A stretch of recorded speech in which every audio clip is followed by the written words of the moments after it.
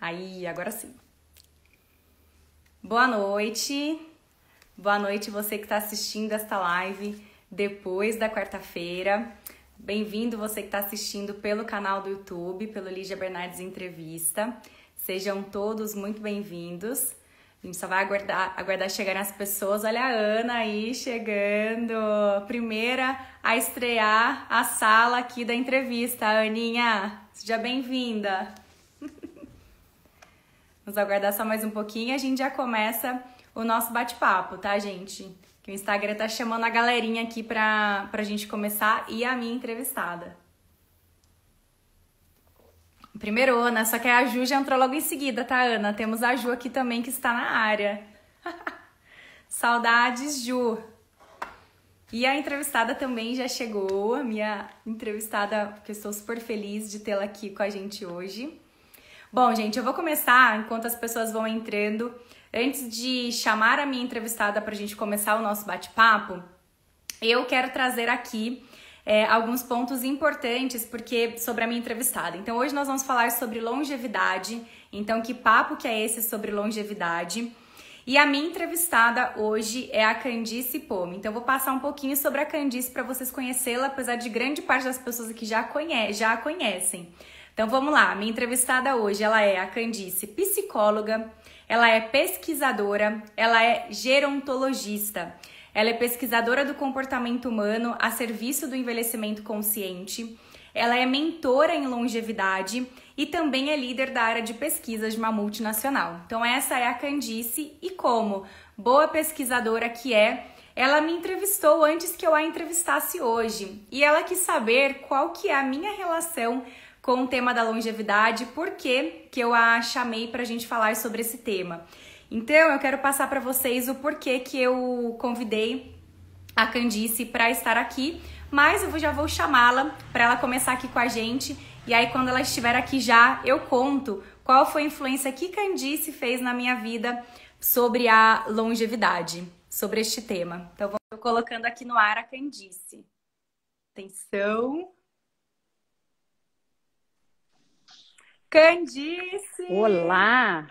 Seja bem-vinda! Que saudade desse povo, gente. Você viu quem, ó, tá entrando, tá vendo? Ó, entrou primeiro Dona Ana Paula, Juliana, Carlinha Ai, Leonato, ó. Galera em peso aqui. já tô me sentindo em casa. Aí, pronto, já... Pronto. Ó, gente, eu vou tirar aqui os comentários, tá? Agora, depois eu volto aqui pra gente poder contar com a participação do público. E aí, Candice, deixa eu responder para você, ao vivo, para as pessoas, a minha relação com o tema, que foi inicialmente em novembro de 2019, quando assisti a uma palestra sua. E aí eu vou trazer aqui quais foram as perguntas que você fez, que me indagaram, que inclusive até hoje não tenho resposta de nenhuma delas. Então, a primeira delas que você fez lá atrás. Como você se vê aos 90 anos? Acho que na época eu não estava sabendo direito nem como é que estava o próximo ano. Então, essa foi a primeira pergunta. A segunda pergunta, que essa te comentei ontem que ainda me impacta, que é quais são os amigos e as pessoas que você está cultivando para seguir com você para o resto da sua vida? Essa pegou para mim e encaixou muito o que você comenta, né? De alguns amigos a gente vai perder ao longo da vida, isso é inevitável. E eu acho que ali curou um pouco daquela sensação que eu tinha de amigos que não eram mais tão próximos e tudo mais. E a terceira que você fez foi: qual foi a última vez que você fez algo novo pela primeira vez? Que eu também fiquei me perguntando. Aí mandei mensagem pro meu pai e ele me respondeu de primeira. Eu falei, nossa, realmente eu tô para trás. E aí, e hoje, agora esse ano, além de todas essas indagações que você fez, eu estou morando com os meus pais, né? Então, eu morava em São Paulo, aí com a pandemia voltei para Minas, estou morando com eles estão próximos dos 70 anos, são super ativos, então acho que me conecta mais um pouco com o tema da longevidade. E por isso, cá estamos para você, mais especialista do que nunca, para nos contar Prazer. a sua relação com o tema. Não, curiosa, estudiosa, especialista ainda demora, mas, mas um prazer estar aqui, Lígia. Acho que a gente começou nossa live lá no alinhamento, né? Com certeza. Eu acho que, para mim, foi uma conexão, um cruzamento de 2 momentos da minha vida, o profissional e o pessoal. Pessoalmente, eu também estava numa situação como você, vendo os meus pais envelhecerem. Eu tenho uma avó de 96 anos que é famosa, que eu sempre falo dela. E vendo os meus pais envelhecerem, minha avó envelhecer, me despertou, na verdade, uma curiosidade que eu já tinha lá atrás. Minha mãe, esses dias, me mandou esse livro que estava na casa dela, que é David Zimmerman, que eu estudei no meu primeiro ano de faculdade em psicologia. E dentro dele tinha todo um estudo sobre como trabalhar com idosos. E tem várias notas minhas lá, ou seja, isso de 26, 27 anos atrás. Eu não tinha conectado os pontos. Eu acho que isso sempre teve na minha vida pela proximidade com a minha avó, por esse amor que eu tenho por ela, por essa... a minha avó, eu convivi muito com a minha avó porque minha mãe trabalhava fora, trabalhou desde sempre, então eu ficava muito com ela. Então, a referência feminina que eu tinha era minha avó. A mulher mais bonita, exuberante que eu conhecia era a minha avó, né, que sempre estava estampada, sempre de batom vermelho. E eu herdo muitas coisas dela e trago comigo até hoje. Por outro lado, eu entrei em uma multinacional há 6 anos atrás, onde a gente trabalha, onde pela primeira vez eu fui trabalhar com uma categoria que falava com um público adulto, que era um público de 55 mais. Então, por mais que eu tivesse experiência no mundo de pesquisa, eu nunca tinha falado com esse público. E quando a gente começou a fazer as primeiras pesquisas, eu, pessoalmente, me senti absolutamente inapta. Eu olhava e falava, eu não consigo dar conta de falar com essas pessoas, porque, primeiro, eu não tenho um lugar de fala, eu não estou na idade delas, ainda não cheguei lá. Por outro lado, por mais que eu veja pessoas envelhecendo ao meu redor, cada um envelhece de um jeito. Então, eu preciso me equipar para poder conseguir ter profundidade naquilo que eu estou falando. Foi quando eu fui fazer gerontologia no Einstein, e que foi um divisor de águas na minha vida, porque eu falei, gente, por que que essas coisas que a gente aprende aqui, a gente não aprende na escola? Porque são conhecimentos, se a gente aprende sobre o corpo humano, se a gente aprende sobre aparelhos reprodutores, como a natureza nasce e cresce, por que que a gente não aprende como a gente envelhece? E eu comecei a entender que essa informação também podia mudar a vida dos meus pais e de quem estava à minha volta. Muito do que eu aprendi, eu aplicava na minha casa, eu falava com a minha mãe, eu falava com meu pai, falava com a minha avó, e eu fui começando a cruzar os conhecimentos e entender que esse conhecimento acadêmico que eu estava tendo na pós-graduação e que estava me ajudando muito no meu trabalho, ele muito estava alinhado com o que minha avó fazia de maneira absolutamente intuitiva. Minha avó fez só o primário, né, a escola primária, basicamente foi uma autodidata a vida inteira, mas sempre foi muito boa com finanças, com contas, com empreendimentos, empreendedorismo. E era uma mulher muito à frente do tempo dela, né? Até hoje se você ligar agora para ela e falar, e ela assim, tá super esquecidinha, tá andando com dificuldade, 97, mas se você ligar hoje e falar assim, vó, vamos no shopping, ela fala só um minuto, vou passar um batom e a gente vai. Tá tudo bem? Tô ótima. Então, essa coisa do positivo, de entender como ela foi fazendo as decisões ao longo da vida dela, como ela se planejou, como lá atrás ela se organizou de várias formas, financeira, física. Ela fez hidroginástica até os 90 anos. Então, eu tive muito a honra e o privilégio de ter essa escola informal na minha casa, e eu fui fazer a especialização para realmente me equipar para poder trabalhar melhor com esse público. Então, hoje tem as duas coisas, né? Sua avó podia ter dado o curso, então, lá já, né? Ela podia ter sido Né? professora lá. Nossa, eu sempre falo para ela, vó, olha o que eu aprendi. A senhora sempre falava isso. Ela fala, tá vendo? Eu já sabia disso lá atrás. Exato. Como é que ela chama? Dona Dete. Dona Dete. Então, ó, até para o pessoal que está nos assistindo, esse batom vermelho hoje é homenagem à Dona Dete. A Dona Dete. Homenagem. Então, nossa homenagem, né, Liz? Totalmente. Então, eu quero deixar com o pessoal de casa aí, as mulheradas que tiver, já passa um batom vermelho e tal, pra gente olhar pro espelho. E, Candy, acho que do que a gente tem conversado, tem ouvido também várias entrevistas, lives suas que trazem questionamentos sobre o tema, e aí tem um leque que a gente pode abordar e conversar. Mas eu gostaria de começar com uma pergunta que é o porquê a gente tem um tabu tão grande em aceitar o envelhecimento. Então, até em uma entrevista que você deu, que tinha um lá que estava contando que era mais novo do que o outro, e aí você ainda comentou de uma forma bem sensata. Então, eu lamento te contar, mas você está em processo de envelhecimento desde que nasceu. E a gente também ontem comentando, né? Quantos anos você tem? E a partir de determinada idade não pode falar. por que que a gente tem essa dificuldade de lidar com o envelhecimento? É uma pergunta super importante, porque a raiz disso é totalmente cultural e histórica. Quando a gente vê a maneira com que a nossa sociedade... Perdão, o cachorro está Não tem participando da problema, live. faz parte aqui da... Da live, vida real. É, Quando a gente pensa na nossa sociedade que é ocidental, contemporânea, que tem uma influência enorme, né, da era industrial, se você lembrar como no pós-guerra as pessoas sobreviveram, elas sobreviveram pelo trabalho nas indústrias. Então, assim, ou a pessoa trabalhava na fazenda, produzindo, ou ela trabalhava na indústria. Tinham poucas possibilidades das pessoas se reerguerem no mundo pós-guerra. E tanto a vida da agricultura quanto a vida industrial, ela requisitava muito do físico. Então, você só era útil, ativo e poderoso quando você tinha o seu corpo trabalhando em plena função. Quando o poder estava muito conectado, e está ainda muito conectado, com a questão física. Então, o que é importante a gente pensar é que essa herança que nos traz até aqui, ela fez a gente aprender a não valorizar, ou a desvalorizar, ou a descartar quando a pessoa não está na sua melhor forma física mais. Só que a gente esquece que a gente tem outras contribuições sociais. A gente tem a parte emocional, que ela só amadurece a partir dos 50 anos. A gente tem a parte espiritual, o nosso quociente espiritual, ele também só amadurece depois de uma longa vida. E enquanto a gente ficar focado, pensando que envelhecer significa perecer, envelhecer significa perder coisas, a gente está fechado e a gente não consegue olhar os outros ganhos que isso traz na nossa vida, né? Esses outros, como que a gente pode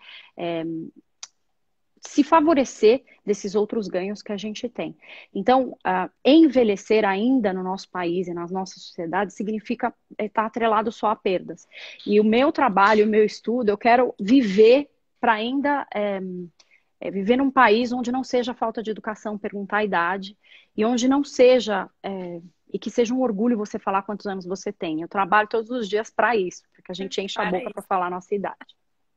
Não, e até comentando de regiões, já que você já trouxe, eu quero pegar um gancho, porque eu achei muito legal sobre o tal dos zonas azuis, né? Que a gente tem as 5 regiões que tem mais centenários por metro quadrado. Se eu estou falando certo, o estudioso é o Dan Buettner. Buettner, ele mesmo. Buettner. E eu gostaria que você comentasse sobre esse pesquisador, sobre essas regiões, porque eu acho que elas têm muito para nos ensinar sobre os hábitos que deveríamos, se quisermos chegar até lá com saúde, bem, deveríamos cultivar. Então, eu achei muito curioso, gostaria que você comentasse para as pessoas aqui sobre as zonas azuis. As zonas azuis, acho que primeiro que assim, é incrível se vocês tiverem interesse de vocês seguirem o Dan Buettner Blue Zones no Instagram. É um perfil super bem organizado, ele é um acadêmico, é um pesquisador, e ele começou, há 2 décadas, começar a entender onde estava focalizado no mundo, ele começou a mapear onde tinham pessoas mais longevas, onde tinha acúmulo de pessoas com mais de 100 anos. E ele entendeu que tem 5, ele está mapeando mais agora no momento, mas são 5 lugares onde tem o maior número de centenários e que tem uma ótima qualidade de vida. Então, ele foi para esses lugares, ele fez uma pesquisa e chama a Zona Azul por uma coisa ridícula, que é porque ele sinalizava com uma caneta azul no mapa esses lugares. Então, por isso que virou Blue Zones. Não tem nenhum dado científico por trás disso. É uma curiosidade só.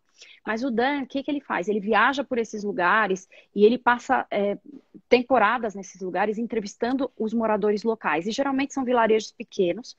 Então, tem Icária na Grécia, Loma Linda na Califórnia, na Sardenha tem outro, Okinawa e no Japão, e na Costa Rica tem o quinto. Esses 5 lugares, e tem um livro maravilhoso que conta sobre isso, ele percebeu que as pessoas elas tinham hábitos muito particulares e que esses hábitos eles seguiam uma tendência. A primeira coisa é que essas pessoas eram muito ativas na comunidade. Então, assim, elas trocavam muita coisa com os vizinhos, elas tinham um papel social na comunidade. Uma fazia alguma coisa e vendia, outra fazia. Então, socialmente, elas não perdiam o papel como na nossa sociedade, que quando a pessoa se aposenta, ela se retira da sociedade, né? Como o retirement diz, ou como aposentar-se, que é ir para o seu aposento, você sai de cena. Então é um nome até muito triste, que a gente precisa inventar isso, porque quando você se aposenta, profissional, da sua profissão oficial, não necessariamente você deixa de exercer o seu papel comunitário, social, e você não deixa de trabalhar muitas vezes, né? Então é algo que a gente precisa também revisitar. Mas nessas zonas azuis, ele descobre que essas pessoas têm um papel social, que a alimentação delas, basicamente, pouquíssimas comem carne vermelha, a maioria é plant-based, é baseada em grãos, baseada em ingredientes locais. Quase tudo que eles fazem caminhando a pé. Eles usam pouquíssimo transporte motor terceirizado, eles andam a pé para ir para um lugar, para o outro. Em alguns dos lugares, eles tomam uma tacinha de vinho que é feita no local, ou seja, que é de produção local, uma taça de vinho tinto, que eles falam que isso também ajuda. Que mais? São vários pontos que ele começa a colocar para uma vida saudável. Então, todos esses Fala de vida aspectos são social também, né? Da vida com como que você convive com a sociedade, ou em com comunidade. relações afetivas, né? Traz um pouco disso também, né? Exatamente, E, exatamente. É super interessante. Inclusive, ele acabou de lançar um livro interessante de receitas das zonas azuis. Então, ele ah, fala, é incrível, porque são receitas muito fáceis. Ele fala tudo que é menos mexido, cozido, manufaturado, quanto mais próximo do cru ou do natural, é a melhor, é dieta mediterrânea, basicamente. Quase nada de proteína animal, e muita atividade física e social. que demais. E qual desses que você já está usando? Já está aplicando, Candy? Olha, carne vermelha já tem mais de 2 anos que não. Estou Ah, agora é? fugindo do frango e peixe ainda tô. Exercício, qualquer tipo de exercício todos os dias, caminhada, alongamento, ou pelo menos qualquer coisa. Eu já combinei que assim, eu não posso decepcionar minha futura velha, então eu preciso levar minha velha para se Adorei exercitar. esse termo é muito bom, minha futura velha. Porque lá na frente ela vai me cobrar, entendeu? Então, assim, eu preciso fazer alguma coisa, porque eu tô com 47 e quero estar alcançando o meu pé até o fim da vida. Então, preciso. Muito bom. E a taça de vinho, né? A taça de vinho, você sabe que eu dei uma bela reduzida, porque eu vi que na pandemia a gente estava abusando um pouco. Então, eu dei uma bela reduzida. Eu tô detox, desde o carnaval eu tô zerada, mas na Páscoa eu acho que vou voltar De com a repente, tacinha uma de vinho. taça de um suco, né? Um suco de uva, De né? uva, Integral, já. isso. Não, muito Exatamente, bom. exatamente. Eu achei muito legal isso, Candy. E assim, para o pessoal que está assistindo pra gente, eu acho que falar sobre, antes de falar sobre talvez o preconceito etário, como conviver com as pessoas que estão envelhecendo, eu acho que a gente tem que resolver essas questões com a gente, se vendo que a gente estará ali em algum momento também, né? Porque eu tenho 33 anos, eu também acho que eu tenho pensado muito, eu sempre fui muito reflexiva com a vida, de que acontece, até quando a gente já viver. Eu tenho um pouco disso, e eu, quando era mais nova, até relembrei, você me perguntou ontem, veio mais uma resposta hoje, que quando eu era mais nova eu frequentava asilo. A gente tinha um grupo de jovens, então a gente ia fazer a bingo, a gente roubava no bingo para todo mundo ganhar, a gente tinha umas futricaria lá.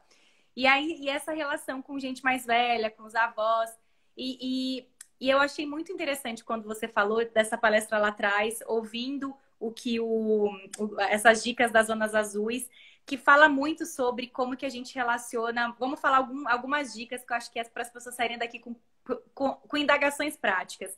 E uma que você falou ontem, que é sobre novos amigos. Como que a gente cultiva novos amigos? Porque naquele dia que você falou isso lá atrás, todo mundo tem amigos de infância, amigos família, amigos da faculdade, amigos da escola, e que a gente às vezes congela, né? Ah, eu tive o meu nível, né, sei lá, vida ativa de construção de amizade.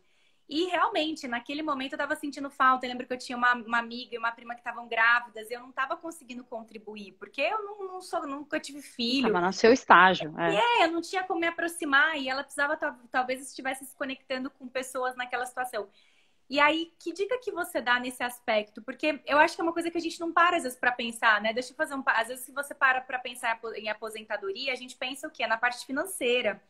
E eu acho que esses aspectos sociais, afetivos, como que, não sei o que também isso pegou em você depois que você ouviu sobre isso, o que dá para, porque eu acho que mexe, eu me sinto mexida com esse tema.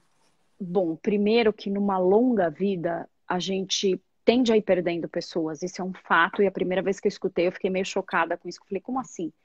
Mas é verdade, não só porque as pessoas vão um dia morrer, mas porque as pessoas se mudam de cidade, porque elas casam, porque os interesses de alguma forma se bifurcam em algum momento, por exemplo, estágios de vida diferentes, interesses diferentes, ideologias diferentes, e a gente se distancia de algumas pessoas. A gente fica muito ocupado com a profissão e com essa primeira carreira, e eu gosto de falar primeira carreira, porque a gente vai ter muitas carreiras ao longo de uma vida. Nós somos a primeira geração, temos que entender que a escolha que a gente fez no vestibular lá atrás foi apenas, falaram pra gente que era a escolha da nossa vida, mas foi tudo mentira. Foi só a primeira escolha. Porque se você vai viver 100 anos, e essa é a expectativa de vida no Brasil, de 76 anos hoje a expectativa de vida, para a mulher isso é mais próximo dos 80 e para o homem é mais próximo dos 70, e depois a gente pode falar disso. Pessoas que têm o privilégio de ter informação, de ter acesso a médico, de ter uma boa alimentação, de fazer exercícios, óbvio que a gente vai chegar perto dos 100. Se a gente tiver, se tudo der muito certo para a gente, vai chegar perto dos 100. Então, quando a gente pensa ao longo dessa nova vida, se você pensar que você formou a maior parte dos seus amigos, até na faculdade, ou na escola, ou logo depois que você se casou, eles são parte do primeiro terço da sua vida. E aí, ao longo do tempo, você pode ir perdendo ainda esses amigos. Então, é muito importante que a gente, a cada ano, possa formar novos grupos de amigos. Isso não quer dizer que seus amigos de infância vão ser despriorizados, não é isso. É que quando você faz amizade com uma nova pessoa, todo o universo dessa pessoa vem para você. Você entende de outras coisas porque essas pessoas te falam de um universo que talvez você não conheça. Tem uma teoria super interessante que fala de laços fracos e laços fortes. Não sei se você já ouviu falar. Não, nunca ouvi, Mas que mas eu os laços, na verdade, que assim, os laços fortes são aqueles que nos cercam. É esse primeiro grau que a gente se conecta com as pessoas. Então, são seus amigos próximos, sua família, enfim. E você sempre prioriza e dá, obviamente, num momento onde você tem que dividir tempo, porque a gente sabe que todo mundo vive nesse mundo louco, ocupado, você mal tem tempo de nutrir esses laços fortes, que é a sua família e seus amigos imediatos. Mas o maior número de inovações e de ideias disruptivas, elas vêm quando você se conecta com seus laços fracos, que são amigos dos seus amigos ou são pessoas que estão fora dessa sua bolha. Então, isso é um estudo da psicologia positiva que é super interessante, mas traz muito aprendizado de que se você quer transcender ou pensar diferente ou se dá a chance de ter um repertório mais ampliado de vida, você precisa se conectar com pessoas diferentes. E ao longo dos anos, é super interessante que você entre para novos grupos, ou novos esportes, ou novos interesses acadêmicos, ou um curso, novos hobbies. Isso já, naturalmente, já vai te trazer pessoas novas. E quando você tem vários grupos, você não fica dependente de um só. Então, por exemplo, eu tenho mentorandas que elas falam, nesse momento de vida, com 70 anos, as minhas amigas, elas fazem um papel fundamental, porque quem acabou de perder alguém da família, ou perdeu o marido, ou se divorciou, as amigas cumprem um papel incrível, incrível. Tanto é que o homem, quando se aposenta, ele quer ficar com a família. Ele fala assim, agora eu dediquei toda a minha vida para minha família, para o meu trabalho, e agora, escutei isso hoje, inclusive, agora eu quero ficar com a minha família. Só que o filho já saiu de casa, a mulher já passou metade da vida lá cuidando deles, então não sei se a mulher vai estar afim de estar com ele nesse momento que ele decidiu que ele quer estar com ela. E, por outro lado, a mulher que passou essa primeira parte totalmente focada na vida privada, cuidando dos filhos, do marido e tudo mais, quando dá os 60 anos que ela fala, não tenho mais filho para cuidar, meu marido se aposentou, eu não tenho mais que cuidar, e eu tô falando de uma geração que trabalhou mais em casa do que fora. Essa mulher, ela quer, você pergunta para ela qual que é o sonho da vida dela, ela quer viajar com as amigas. Então, desculpa, marido, mas ela quer viajar com as amigas, ela quer entrar numa confraria de vinhos, ela quer aprender um outro idioma. Então, ela esperou a vida inteira para ela ter esse momento dela poder viver essa vida para fora de casa, pública. Então, por isso que tanto as amizades quanto as relações, elas são super relevantes, porque se você não tiver nesse compasso e se você não se preparar para essa transição de vida como casal, lá na frente pode acontecer um grande desencontro, porque cada um estava trabalhando para suprir o outro, e lá no final, quando um está pensando que vai ter aquele momento de ficar com o outro não quer, o outro quer ter outras experiências. Por isso que isso precisa ser muito conversado ao longo, né? Você vai querer ter uma carreira, você vai querer se aposentar numa empresa, ou seja, você vai sair de uma empresa só aos 50, 60 anos? Ah, então tá bom, então eu vou fazer outras coisas se esse não for o meu sonho, e a gente vai se ajustando ao longo do tempo. Mas essas conversas periódicas de reajuste de plano são fundamentais, fundamentais.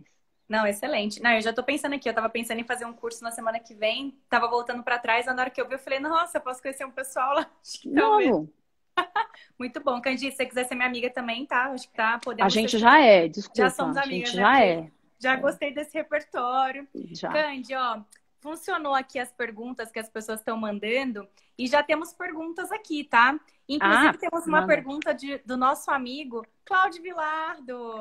Gente, olha só, Xará, ó, o Xará do Xará.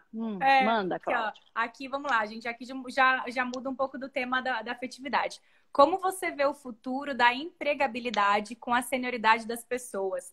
Como será essa mistura de geração?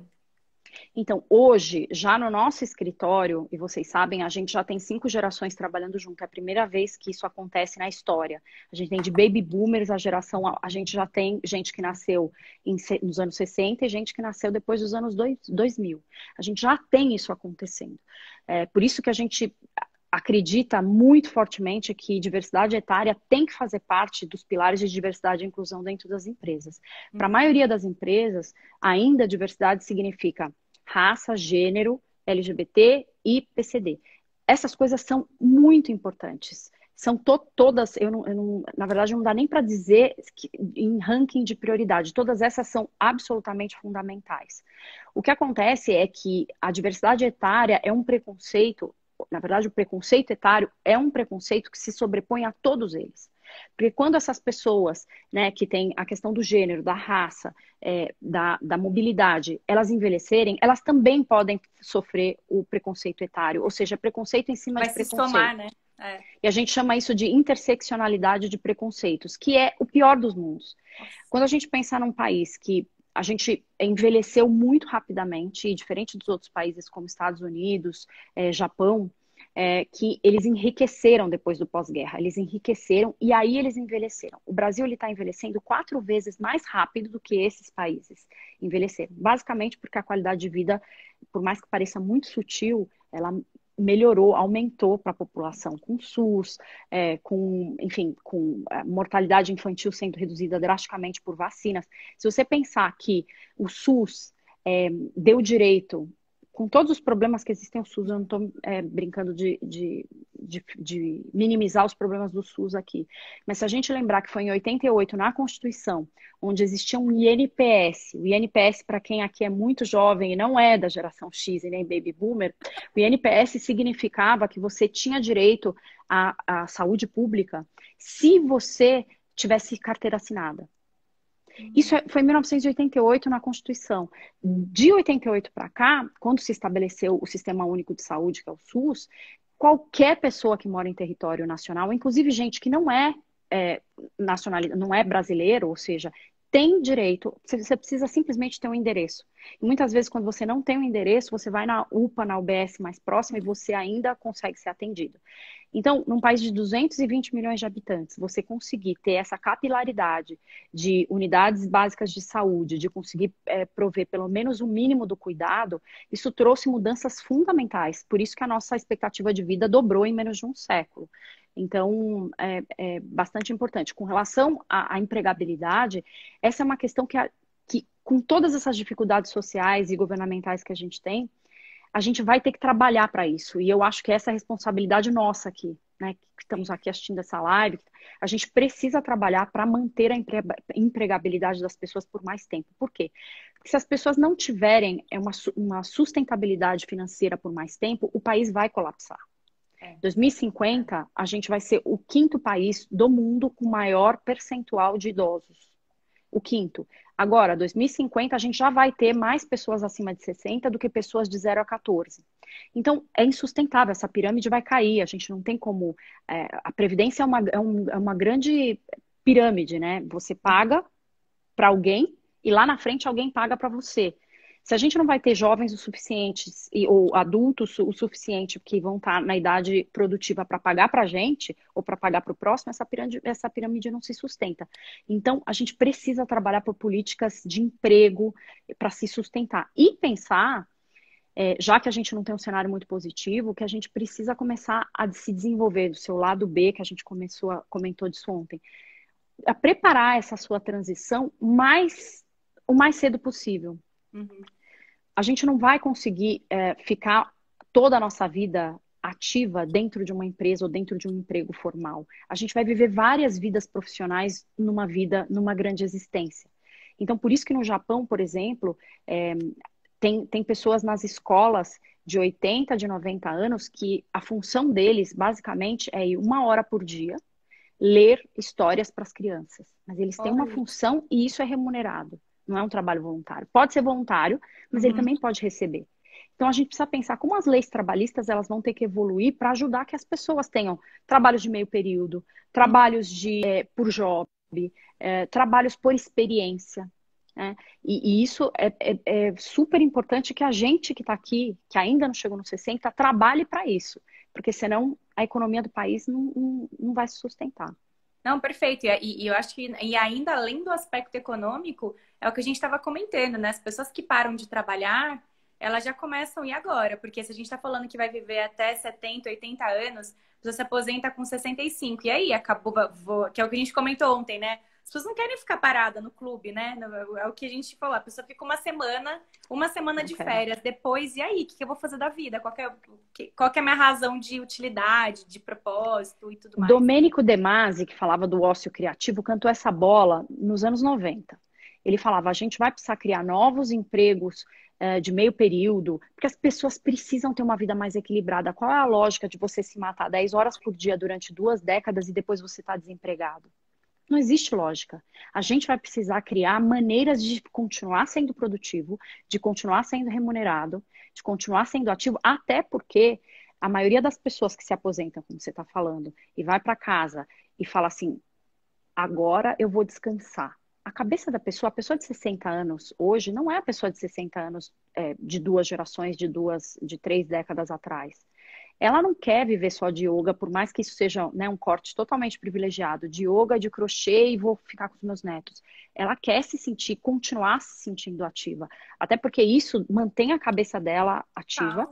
Tem a questão do lifelong learning também, que é aprendizado para a vida toda, que é a única maneira que a gente tem de enganar demências, que você continuar com seu cérebro em atividade, continuar fazendo sinapses novas, né? E criando novos caminhos neurais, aprendendo coisas novas. Então, é inevitável. A gente precisa se manter, assim, se eu tivesse que falar, tem uma receita? Não tem uma receita, porque cada um envelhece de uma forma. Mas, você sempre se mantém em movimento externo, físico, né, ativo, mas movimento interno, de aprendizado, de autoconhecimento, isso é a chave, né? Se mantendo curioso. E por isso a pergunta, então, da geriatra lá atrás, né? Qual foi a última vez que você aprendeu algo novo pela primeira vez? Excelente. Isso. Fazer até uma cruzadinha na hora que sair daqui, viu, Candice?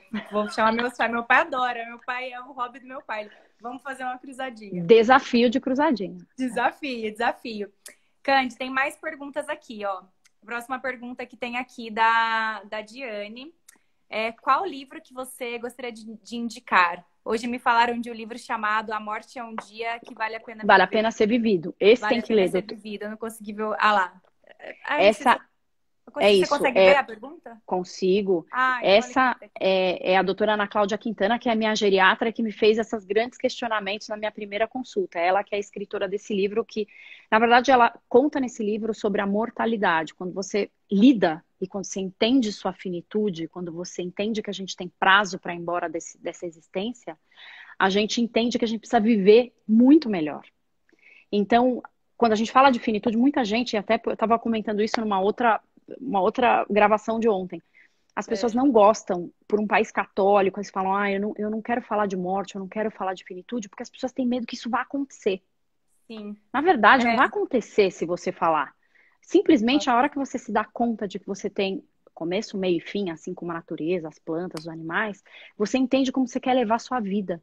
E aí você vai deixando de priorizar coisas pequenas e passa a priorizar coisas que são realmente relevantes e que vão fazer diferença na sua existência e na existência daqueles que você ama. Porque senão, a gente fica numa conversa aqui como se vivendo a vida como se a gente não tivesse fim, né? Então, como Sim. que eu quiser, brigo com quem eu quiser, faço todos os tipos de coisa e não me responsabilizo. É, Não não, vai dar bom lá no fim. é um questionamento. Ô, Cândia, eu não tô conseguindo tirar essa pergunta da tela, tá? Então Deixa eu ver. eu vou colocar mais uma aqui. Eu tô Também não. clicando. Eu não sei, daqui a pouco eu ativo os comentários que a Adi me conta aqui. Ô, Di, eu preciso que você me salve aqui, porque eu não sei Mas tirar. enquanto você mexe, olha, a gente nem tinha combinado, mas eu trouxe alguns livros Ah, que eu olha acho só, que tá valem a vendo? pena. Primeira Excelente. coisa, quem não conhece, tá, gente? Estatuto do Tá tudo Idoso isso. são as leis que regem no país, que favorecem, que beneficiam pessoas acima de 65 anos. Isso aqui é leitura obrigatória, gente, é fininho, ó. Você pode baixar, é da prefeitura. Isso aqui é super importante. Esse estatuto foi muito bem escrito, foi revisado há 2 anos atrás. É uma conquista super recente, tá? O estatuto é jovem. O que é importante? Tem muita coisa aqui que a gente desconhece, e eu só fui conhecer porque eu entrei dentro de uma sala de pós-graduação em gerontologia. Tem coisas sobre planos de saúde, tem coisas sobre. A gente pensa que o direito do idoso é só estacionar num lugar, né, privilegiado. Gente, tem muita coisa aqui que, por ignorância, a gente deixa de brigar pelos nossos direitos porque a gente desconhece isso. Então, façam isso por vocês ou pelos pais de vocês, vale a pena conhecer. Fininho, bate o olho. Inclusive, o artigo aqui 100, que é passível de você ser acionado juridicamente, é a questão do preconceito etário. Se você, por exemplo, for claramente. Conseguiu. Se você claramente foi provado que você teve algum tipo de preconceito na hora de selecionar alguém ou na hora de privilegiar alguém mais jovem e não alguém mais velho, artigo 100 aqui, tá? 6 meses de cana e mais multa, tá? Então, muitas leis estão aí, eu acho que vale a pena a gente conhecer. Segundo livro que eu recomendo, que esse livro foi um divisor de águas, eu até esses dias postei no Beyond, Mortais. Esse livro é de um médico, o Atul Gawande, tem em português, tem em inglês. Ele é um livro espetacular do ponto de vista de aprendizado, de por que o preconceito tem, inclusive, dentro das classes médicas. Por que existem mais pediatras do que geriatras? Por que culturalmente, em países mais desenvolvidos, não é um tabu você colocar um idoso numa casa de saúde? E quais são as implicações quando você coloca numa casa de repouso? Já é claramente declarado que quando você interna alguém e coloca alguém em uma situação de menos independência e menos autonomia, a, a longevidade dessa pessoa vai estar comprometida porque ela decai cognitivamente quando ela tem alguém para fazer tudo para ela. E ele explica muito bem a cultura. Por que na Índia, na América Latina, você traz o idoso para dentro de casa? Tem uma questão financeira, porque é muito caro pagar algum lugar fora. Isso há tempos atrás, agora os residenciais eles têm aumentado cada vez mais. Mas ele fala que nos Estados Unidos, por exemplo, que é onde as pessoas têm mais condições, e na Inglaterra, onde ele atua, ele fala, esses países são mais desenvolvidos do ponto de vista financeiro, mas do ponto de vista afetivo, a gente tem muito a aprender com os países em desenvolvimento. Porque quando você põe o idoso dentro de casa, você ensina para o seu neto, para o seu filho, para o seu bebê, que a vida vai chegar até ali. Quando você dá um banho em um idoso, uma criança tem a possibilidade de entender como o corpo dela vai envelhecer. E o que a gente vê nesses países onde você retira o idoso de circulação e coloca numa casa, você não tem essa convivência intergeracional. E eles falam, isso também é uma consequência de, por exemplo, nos Estados Unidos e na Europa, quando um filho faz 18 anos, você quase que quica essa pessoa fora de casa e fala, não, você precisa cuidar da sua vida. O retorno disso é que quando o pai envelhece ou a mãe envelhece, ele delega isso, ele não acolhe na casa dele. Né? Então, tem positivos e negativos para os dois lados, mas é muito importante a gente entender que a cultura permeia todas essas decisões. Então, esse livro Mortais super também recomendo. E, obviamente, Ikigai, que esse aqui para a gente descobrir o nosso servir no mundo, o nosso propósito. É muito interessante. Muito bom. Olha, isso vai gerar um post depois, hein, Cande? Vamos colocar os livros indicados aí para o pessoal de casa. E a próxima pergunta que está aqui, que eu não vou clicar para ela não aparecer na tela e depois eu não conseguir tirar, que é da Nádia, quais são os tipos de coisas, acho que a gente já falou um pouco, né? Tipos de coisas que as pessoas não se preparam para a velhice. E eu acho que até falando disso, eu ouvi você falando muito sobre os degraus, né? Que a gente tem que se preparar. E aí você já comentou de um deles que é o lifelong learning, né? Que é o de continuar aprendendo. E eu acho que você poderia citar esses outros degraus. Eu tô falando certo? Degraus ou pilares que a gente Pilares. tem? Que Pilares? eu chamo pilares da longevidade, porque eu acho que é mais simples a gente entender que a gente precisa formar essa casinha com pilares sólidos. Então, a parte física não tem nem o que discutir. A gente precisa cuidar de sono, alimentação e exercício. Isso é parte Quer dizer, física, quer dizer, inegociável. a tal da vida workaholic, ela vai bem ao contrário de uma longevidade, né? Não, vamos tirar É da moda aquilo. essa parte, né?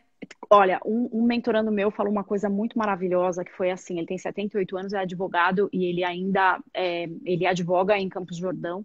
E ele fala assim, eu só dou um conselho para todo mundo que é mais novo do que eu. Não use a primeira metade da vida para estragar a segunda. Olha, Que é incrível, né?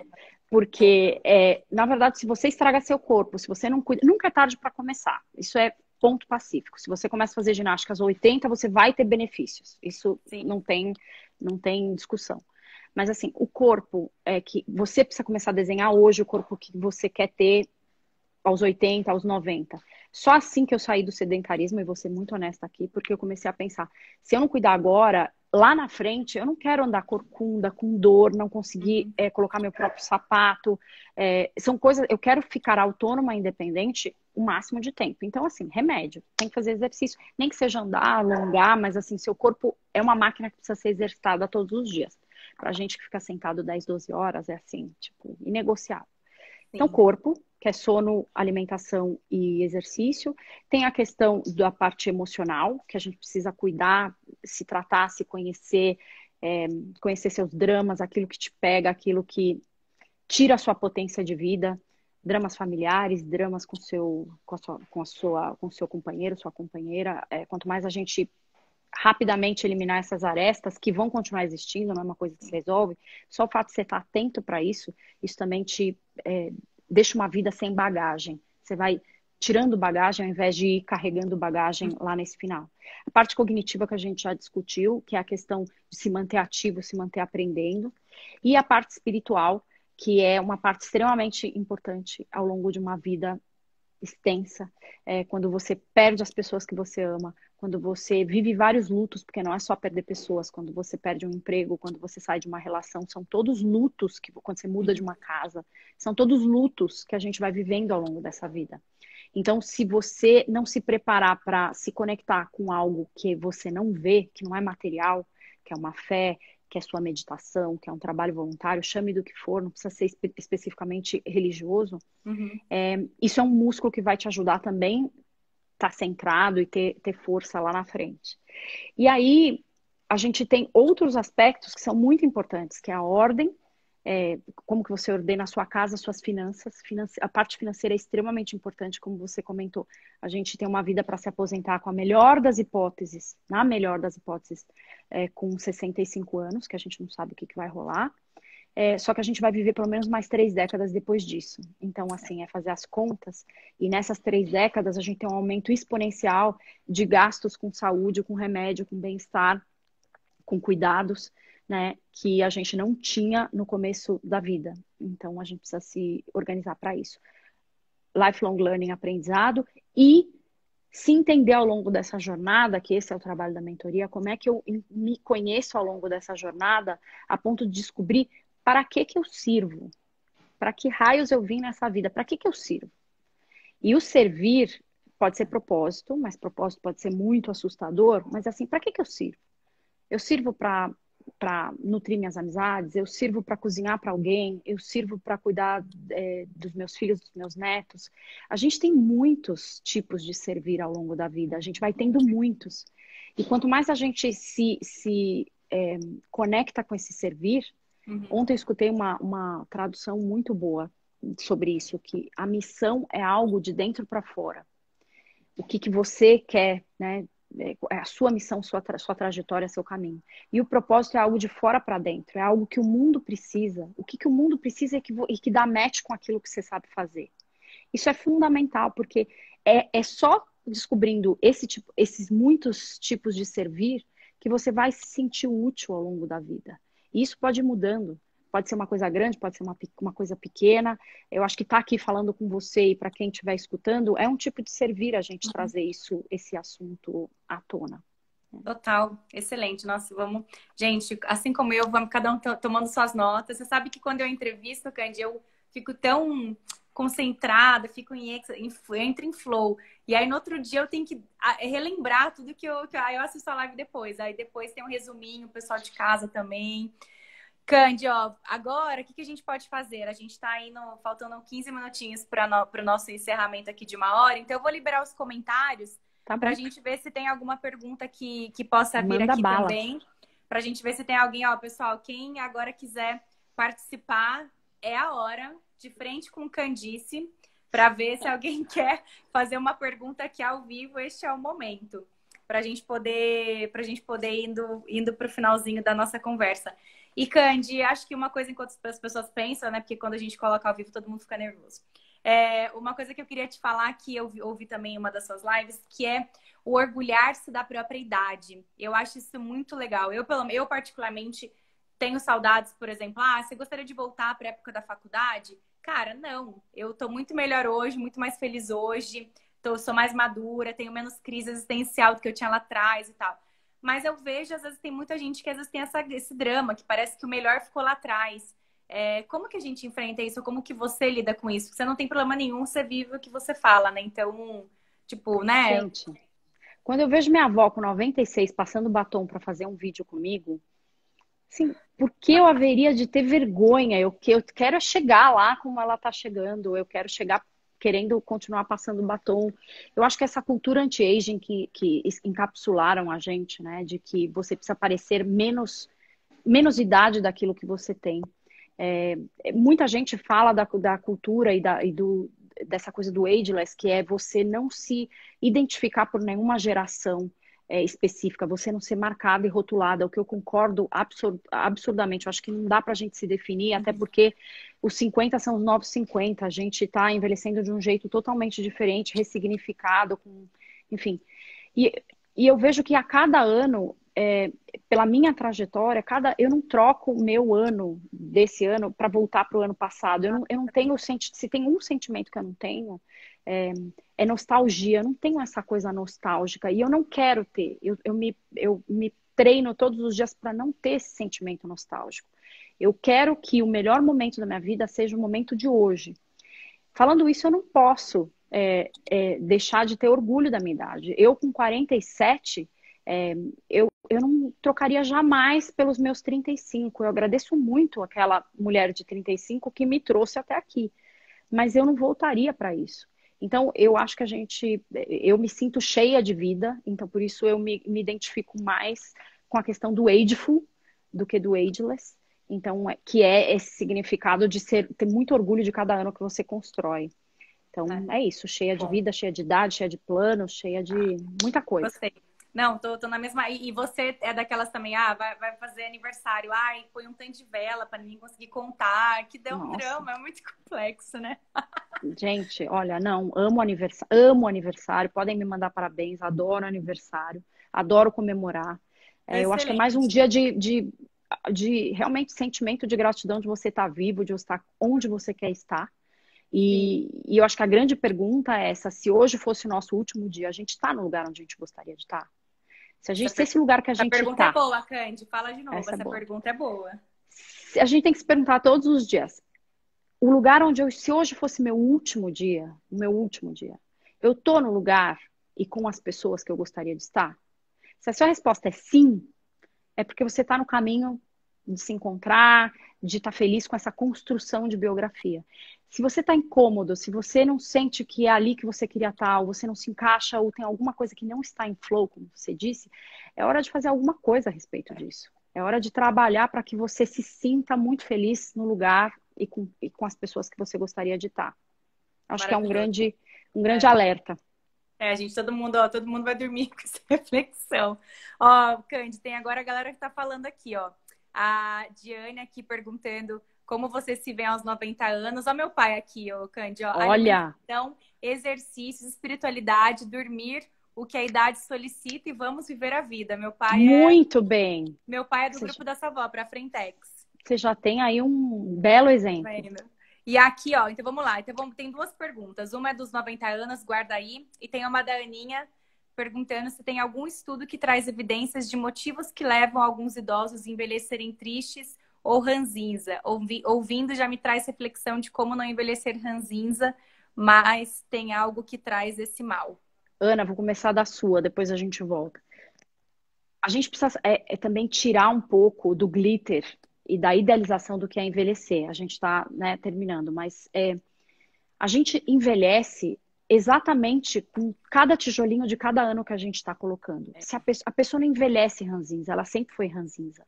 O que acontece é que se o ecossistema onde ela está inserida hoje não dá espaço para ela fazer outras coisas e ela se redescobrir nessas novas fases, o que acontece é que tudo se esvazia à volta e o que vai sobressair e aparecer é o fato dela ser ranzinza, dela ser chata. Você comentou isso, eu acho que foi na sua palestra que você comentou que a gente não pode julgar as pessoas que às vezes estão em asilos, estão sozinhas. Foi na sua palestra, porque isso me pegou. É porque a gente tem essa visão muito idealizada de que a pessoa quando envelhece, ela vira santo, né? Assim como uma pessoa morre, vira santo. Não é assim, a verdade não é assim. A verdade é que a pessoa colhe aquilo que ela plantou ao longo da vida inteira. Um pai que não nutriu uma relação de afeto, de proximidade com os filhos, como é que a gente pode cobrar que esse filho lá no final da vida seja o filho que vai dar banho nesse pai? Óbvio que eu aqui, como profissional de gerontologia, eu acho que esse filho tem a obrigação moral, né, de devolver e de fazer isso para o pai. Mas quem sou eu para julgar? Como é que essas relações se deram? Como é que se teve carinho, se teve respeito, se teve convivência? Então, acho que a gente tem que se abster do julgamento e entender que relações a gente está construindo ao longo da vida. Sim, então, você tá vendo, tô recuperando minha psicóloga que tinha ficado lá atrás, mas assim, não, tá boa, fato. Tá boa. Tá, o pessoal aqui vai querer marcar a mentoria, Cândido, que inclusive daqui a pouquinho você conta como funciona. Mas eu tenho visto muito isso, de gente que fala assim, meu filho não me dá bola. Poxa, você passou seus 50 anos trabalhando, chegava do escritório à noite, mal tinha tempo de ver. Quem cuidou do afeto e do cuidado com os filhos era a mãe. Como é que de um dia para o outro você vai simplesmente acordar e vai ter essa intimidade? A intimidade se constrói no final das contas, né? Exatamente. Então, ranzinza, Ana, eu acho que não tem estudos, mas eu tenho convivência na vida real. Ranzinza, a pessoa, você vai lembrar e você provavelmente vai entender. Ela sempre foi ranzinza, mas ela tinha tantas coisas que ocupavam esse entorno dela que isso não aparecia tanto. Ela estava ocupada com outras coisas. Quando ela está desocupada ou quando ela não está em atividade, em movimento, só vai aparecer essa parte que é a mais difícil. Exato, mas a reflexão, lembrei, ó, tá vendo? A gente vai falando, vai trazendo. Eu lembro que você falou isso naquela palestra, aquela palestra foi marcante. E Candy, como você se vê aos 90 anos? Eu não vou responder, Di, porque eu ainda não sei responder. Eu tô aprendendo com a minha amiga Candice. Então, eu vou jogar para a Candy, que me provocou essa pergunta lá atrás. Eu adoraria estar fazendo yoga, continuar passando batom, ter as minhas amigas por perto, saber que os meus filhos podem ir e vir da minha casa a hora que eles quiserem, mas eu não gostaria de estar dependendo da visita deles para me sentir feliz. Eu gostaria de ter uma agenda lotada, assim como eu vejo minha sogra, minha mãe tendo, que a gente tem que pedir, tipo, hoje você pode? Não, hoje eu não posso, porque hoje eu tenho aula, hoje eu tenho live, hoje eu tenho não sei o quê. Então, assim, eu quero ter uma vida de significado. Eu me imagino com 90 anos, eu espero que com 90 anos eu já viva num lugar, numa sociedade, num país onde as pessoas achem o máximo ter chegado nos 90, que enalteçam isso, que, enfim, que queiram aprender com as pessoas mais velhas. Sonho. Excelente, não, ótima reflexão, Candy. Bom, eu quero te agradecer, ó, agora eu vou deixar os comentários abertos aqui, porque agora vai ficar a Candy com as letrinhas aí, mas eu acho que é legal a gente ver, a gente recebeu vários coraçõezinhos aqui. Então, em primeiro lugar, Candy, quero muito te agradecer por ter aceitado o convite. Eu acho que é um tema muito importante, é um tema que a gente não pode falar de longevidade. Eu tenho uma frase que você comentou, né, que nunca é tarde, que fala, né, o melhor dia para você ter plantado uma árvore eram 20 anos atrás, o segundo dia é hoje. Então, eu acho que é um pouco desse mesmo aspecto do que a gente está falando. Então, cultivar quem a gente quer ser com 90 anos começa hoje, independentemente do hoje em que cada um está. E eu acho que tem uma série de dicas aqui, gente. A Candy falou muita coisa. Vou fazer um resuminho depois, mas aconselho todo mundo que não conseguiu assistir a live inteira que assista depois. Tem reflexões para a vida. Então, eu gostaria de te agradecer muito por esse bate-papo. Acho que trouxe Imagina. reflexões importantes. E quando você voltar a tomar um vinho, a gente pode marcar, que agora a gente pode ser amiga, né? A gente é amiga, então vamos cultivar. Lídia, a melhor coisa da vida é essa troca intergeracional. Nós não somos da mesma geração, mas a gente tem uma série de coisas que nos conecta. Então, para mim, é um aprendizado. Quando a gente fala e tenta dividir o que a gente sabe, é quando a gente mais aprende. Então, a gente tem que se preparar, né? Se alinhar. Então, eu te agradeço muito pelo espaço e agradeço pelas pessoas que estão aqui mandando Olha, mensagens. tem muita gente, Agradeço ó. muito. Toda Laurinha, Carol Ó, Greco, a Lília, muita é para os gente. fortes. Falar de longevidade numa É. quarta-feira à noite não é brincadeira. Então, parabéns quem tá por aí. Ah, muito bom. Obrigada, Candy. Um beijo e para todo mundo aí, gente, obrigada pela presença, viu? Muito feliz com todos. Obrigada, obrigada. Um Um beijo. beijo. Tchau, tchau.